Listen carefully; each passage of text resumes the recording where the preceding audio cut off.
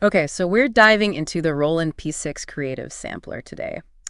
This little device is generating some serious buzz, and for good reason. Yeah, it's impressive. They really crammed a ton of features into such a small package. It's kind of mind-blowing. For real, it's like ridiculously tiny when you see it. Yeah. But before we get ahead of ourselves, let's back up a bit for anyone who's new to this whole world. We got to talk about sampling. Right, of course. Well, sampling is essentially capturing a sound. Mm-hmm. Like a piece of music, a drum beat, maybe even just like a cool street sound, anything, really, and turning it into something you can use in your own music. So instead of playing a note on a keyboard, you're playing that recorded sound. Exactly. And it opened up a whole world of possibilities, especially for genres like hip-hop or electronic music where they use it all the time. But even in pop music, it's huge. Yeah, it's everywhere. And the P6 makes it super easy to experiment with sampling, even if you're not a tech whiz. Absolutely. Like you can even use the built-in mic on the P6 to grab samples or just plug in your phone. That's super convenient. Okay, so spill the beans. What else makes this thing so special? What can it do? Well, for one, it has granular synthesis. It might sound intimidating, but just picture this. Like imagine taking a sound and like shattering it into a million tiny pieces. Whoa, okay, I'm listening. With granular synthesis, Yeah. you have control over all those tiny pieces. So you can rearrange them, stretch them, reverse them. Like you can really get crazy with it. So you can basically make a sound morph into something totally different. That's wild. Yeah, and the P6 gives you a lot of control over those granular parameters. It's really powerful for sound design, especially if you're into creating like otherworldly textures and soundscapes. That's incredible. Okay, but we got to talk about the sequencer too. Oh yeah, the sequencer is where you really start building your tracks on the P6. You can trigger different samples or notes in a specific order to create rhythms and melodies. And it's not just some bare bones sequencer either, right? Right. It's actually a 64-step sequencer, which is rare in something this small. 64 steps. Wow. Okay, for anyone who's not super familiar with sequencers, can you break down what that actually means? Basically, it gives you a lot of space to create more complex musical phrases. Like, you're not limited to just short looping patterns. You can basically create entire sections of a song within the P6 itself. Wow, so it's like having a whole mini studio in your hands. Exactly. And it even has things like motion recording, so you can record your knob movements and parameter changes in real time. Plus, you can add micro-timing adjustments for a more human feel. And there's even a probability feature if you want to introduce some happy accidents into your music. That's amazing. Okay, you've convinced me the sequencer is seriously powerful. But what about effects? No sampler is complete without effects. It wouldn't be a Roland without some great effects. And the P6 doesn't disappoint. It has 20 onboard effects. Yeah. You want that classic vinyl sound. It's got a vinyl simulator. Need something with a bit more grit. Try the lo-fi effect. You've got delays, reverbs, phasers, all sorts of cool stuff to experiment with. Okay, so it's like a sonic Swiss Army knife. But we've been talking about it as a standalone device, and I'm curious, how well does it play with other gear? Well, first off, it comes with this free software called P6 Sample Tool, which makes it super easy to transfer samples to and from your computer. And it has a waveform display, so you can edit your samples really precisely. But the really cool stuff happens when you start connecting it to other gear. Oh, like what? Give me the detail. It is MIDI in and out, so you can sync it up with other synths or drum machines or, well, anything that speaks MIDI, really. Hang on a second. I know I should know this, but for any listeners who are like, wait, what's MIDI? Can you give us a quick explanation? Sure. MIDI stands for Musical Instrument Digital Interface. It's basically how electronic instruments talk to each other. It lets them share information about things like which notes are being played, when they're being played, even stuff like volume and effects. So like if you connect the P6 to a drum machine using MIDI, they can sync up perfectly. That makes total sense. So it can be the control center of a whole electronic jam session. This is way more than I expected from something so small. Right. And it gets even better. If you're into Roland's ARA compact series, the P6 fits right in. You can hook it up to things like the S1 Tweak synth or the T8 Beat Machine, for example, and really expand your sonic possibilities. It's like building your own little custom music studio. Exactly. And don't forget about that USB-C port. You can use it to connect to your computer, not just for charging, but also to record directly into your music software. Or you can even use the P6 as a MIDI controller to play software instruments. Wow, they really thought of everything. This is amazing. But before we go any further down the rabbit hole of connectivity and software, let's pause for a second and talk about some of the nuts and bolts of the P6. Hit me with the specs. All right, lay it on me. What kind of power are we talking about here? Well, first of all, the P-6 can handle up to 16 voices simultaneously for samples and 4 for granular synthesis. That's a lot of sonic layers you can build up. 16 voices. Wow, that's impressive for something this small. And what about the sample time? How long of a sample can it actually handle? It can go up to 5.9 seconds at the highest quality setting. 5.9 seconds? That's pretty substantial. You could capture a whole vocal phrase with that. Okay, but what about organization? I can see myself getting carried away with samples and then it's just chaos. How many user patterns can you save on this thing? Don't worry, it's got you covered. You can store up to 64 user patterns. Okay, 64 patterns. That should be enough to keep even the most organizationally challenged musician happy. But speaking of keeping things tidy, this thing is tiny. How much does it actually weigh? It's incredibly light, only 11 ounces. You practically won't even notice it in your bag. 11 ounces? That's lighter than my phone. Okay, so you're telling me I can have all this power in something that practically disappears into my pocket? That's insane. But let's talk about how people might actually use this thing. Give me some real-world scenarios. Okay, so imagine you're a musician, right? And you're walking around the city and you hear some cool sounds. Maybe it's the clang of a crossing signal or a distant siren. You can capture those sounds with the P-6, no problem. I'm with you. Keep going. Then you take those sounds back to your studio or wherever you make music, and you can use the granular synthesis to totally transform them. Like those everyday sounds could become the basis for some really interesting textures or melodies. That's so cool. It's like turning the ordinary into the extraordinary. But what about something like a live performance? Could you use the P-6 on stage?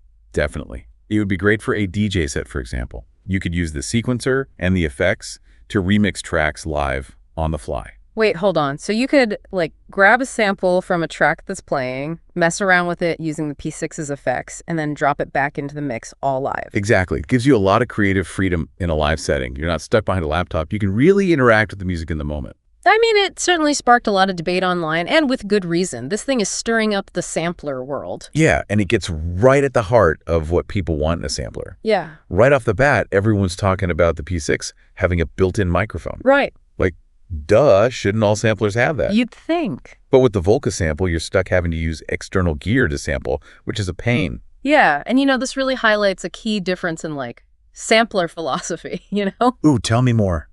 Like, are we talking about sample players, devices that are awesome at triggering preloaded sounds like? Like the Volca sample. Exactly. Or are we talking about a true sampler that's built for capturing anything on the fly? And the P-6 with that built-in mic is definitely making a statement. It's like having a portable studio right in your hands. Totally. But there's always a but, right? 6 seconds. That's all the sample time you get on the P-6? 6 seconds. Yeah, some people are like, deal breaker. Especially if you're used to working with longer loops or sampling from vinyl. Yeah, 6 seconds goes by pretty quickly when you're in the groove. Tell me about it. But this is where it gets interesting, right? Because you've got these really creative users coming up with workarounds. Oh, really? Like what? Well, some are pitching their samples up, like way up before loading them into the P-6. And then pitching them back down on the device itself to kind of like trick it to get around that time limit. That's so clever. Yeah. But it makes you wonder, why the limitation in the first place? Right. Why not just have more sample time? Yeah. Well, this is where Roland's marketing strategy comes into play, and this Reddit thread is like a textbook example. One user brought up the Rossum SP1200. The SP1200, that's like the holy grail of samplers. Yeah. Right. Super expensive. Exactly. Legendary sampler, and even that only has a 20-second sample limit. Oh, interesting. So by even mentioning this iconic sampler, Roland is subtly positioning the P-6 as this budget-friendly, almost like successor. Oh, I see. Playing on that nostalgia, that desire for a classic sound, but at a fraction of the cost. Wow. Clever marketing. It really makes you think about what actually defines value in a sampler. Mm-hmm. Speaking of value, there's this whole debate in the thread about chopping samples on the P-6 versus the Volca sample. Can you break that down for us? What are they even talking about? Yeah, chopping basically means you're slicing up a sample, like dicing it up and then rearranging those slices to create totally new rhythms or melodies. So you're kind of like rebuilding the sound from the ground up, like sonic Legos. Exactly. Imagine taking a drum loop, chucking it into individual hits, and then rearranging those hits into something totally new. Okay, that makes sense. But how does that work differently on the P-6 compared to the Volca sample? So from what I'm seeing in the thread, the P6 seems to have like dedicated features that make chopping pretty intuitive. Okay. But with the Volca sample, while it's doable, you're relying more on workarounds and manipulating the sequencer to kind of fake it, you know? Gotcha. So if you're really into chopping, P6 might have the edge there. It seems that way, yeah. But we can't talk about Roland without mentioning the M-word menu diving. And this Reddit thread, let me tell you, did not disappoint. Oh, no. Oh, yeah. It's like the necessary evil of so many electronic instruments, You said it. especially Roland.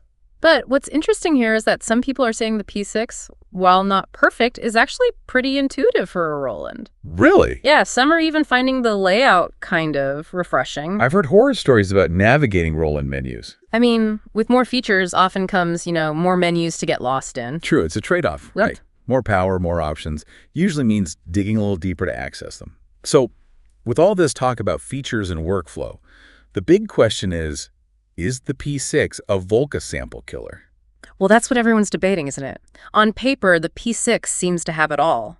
Longer pattern lengths, polyphony, built-in effects, that built-in mic we talked about, I mean. But there's a but coming, I can feel it. Yeah. The Volca sample has earned a loyal following, and for good reason. That simplicity, that affordability, that awesome sequencer, those are huge selling points for a lot of people. Plus, you can't forget about all the modding potential of the Volca sample. Right. People have created some insane custom firmware for that thing, pushing it way beyond what it was originally designed to do. So you're saying it's not just about the features on paper, it's about the community and the potential too. Exactly. The P6 might be technically more powerful, but the Volca sample has this whole ecosystem around it, Yeah. It's like choosing between a Swiss Army knife and a trusty pocket knife. If they both have their place, the best one depends on what you need it for. Do you see the comments about the Teenage Engineering TP7 and the SP404 MKII? Oh, yeah. It's like the bonus round of sampler recommendations. Yeah. 1 minute you're comparing 2 samplers, the next you're knee-deep in this world of alternative gear you never even knew existed. I love that about online communities, It's like having a backstage pass to this secret society of gearheads. Totally. And you get these really passionate opinions about stuff you won't find in, like, any product review. It's true. So with all these samplers to choose from the P6 to the Volca sample and beyond, how does someone even begin to choose? That is the million-dollar question, isn't it? And I think this Reddit thread highlights something really important. There's no single best sampler because it all comes down to And what you need it for. We keep coming back to that, but it's true. It is. It's about finding that instrument that fits you like a glove. What works for someone else might not work for you at all. So if I'm new to all this and feeling totally overwhelmed, what should I focus on? What are the key questions to ask myself? Well, first, think about your creative goals. What do you actually want to do with a sampler? Do you want to capture sounds on the fly and build beats on the go? The P6, even with its limited sample time, might be a good fit because of that built-in mic. But if you're just starting out and you value simplicity and affordability above all else, you really can't go wrong with the Volca sample. It's like, are you the type who likes to sketch on a napkin or create a detailed oil painting? Both valid, just different approaches. Exactly. And your sampler journey doesn't have to end with one device. You might start with a Volca sample to get your feet wet, then find yourself wanting deeper features like what the P6 or the SP404 MKII offer. Or maybe, and this is what I love about online communities, you stumble upon some hidden gem in the comments, like a sample you'd never even heard of that totally changes the game for you. That's the beauty of exploration. Don't be afraid to go down those rabbit holes, read reviews, watch demos, and most importantly, experiment. Finding the right sampler, the one that speaks to you, that's half the fun. So true. Speaking of fun, I was struck by how passionate people were in that thread about their workflows. Some people were all about tactile, hands-on control, while others didn't mind digging into menus if it meant more features. Yeah, and that's a really important distinction, isn't it? Like, what kind of creative environment do you thrive in? The P6 seems to be walking that line between powerful features and being user-friendly. Which is kind of surprising. For a Roland product, they've been known to be a little menu-heavy in the past. You're not wrong. But some users in that thread were actually praising the P6's menu system, which, if you've ever owned a Roland product, is high praise. Maybe they're turning over a new leaf. But it just goes to show you, the best sampler is the one that fits your workflow best. Whether you like hands-on tweaking or meticulous menu diving, it's about what sparks your creativity. And don't forget about practical considerations, too. If you're someone who's always on the move, a sampler with portability and a good battery life might be essential. Oh, yeah, totally. Can you imagine trying to sample sounds in a rainforest with a sampler that needs to be plugged into a wall outlet? Not exactly ideal. Not at all. The beauty is there really is a sampler out there for everyone. It's true. This Reddit thread really drove that point home. Just so much variety, so many passionate opinions. And at the end of the day, it's about finding what works for you. It's a good reminder that technology, at its core, is just a tool. The magic happens when we, as creators, pick up these tools and bring our ideas to life. And sometimes those ideas involve things like using a bread clip as a guitar pick. Oh my gosh. Speaking of unexpected discoveries, that was hilarious. Who knew a Reddit thread about samplers would lead us down that rabbit hole? You never know what you're going to find in those comment sections. But hey, that's all part of the fun, right? Discovering new things, challenging our assumptions, maybe even trying out some unconventional techniques along the way. Maybe you should do a deep dive on that next time. The bread clip as a guitar pick deep dive. Now that would be a deep dive for the ages. But speaking of deep dives, we've got to give some love to the SP404 MKII. That sampler kept popping up in that Reddit thread, and for good reason. It's true. It's like even with all these newer samplers coming out, the SP404 MKII still holds its own. It's got that classic SP workflow, a ton of effects, and a sound that people absolutely love.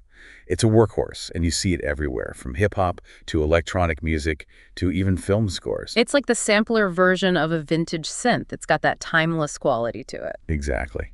And it makes you wonder, what samplers will be considered classics 20 years from now? Will it be the P-6 or maybe something completely unexpected that we haven't even seen yet? The possibilities are endless, especially with music technology always changing. Who knows what awesome new tools are right around the corner? That's what makes it so exciting. But for now, let's bring it back to that Reddit thread that started it all. I think this deep dive has been a really cool journey through the world of samplers, exploring all these different features, workflows, and even some unexpected alternatives like that bread clip guitar pick. I'm still laughing about that one. But you're right. It all comes down to one key question. For anyone who wants to get into the world of sampling, that's the big question, huh? After all that. What's the takeaway for someone who's listening thinking, all right, I want to get into this whole sampling thing? You know, it might sound obvious, but the key question is, what do you want to do with a sampler?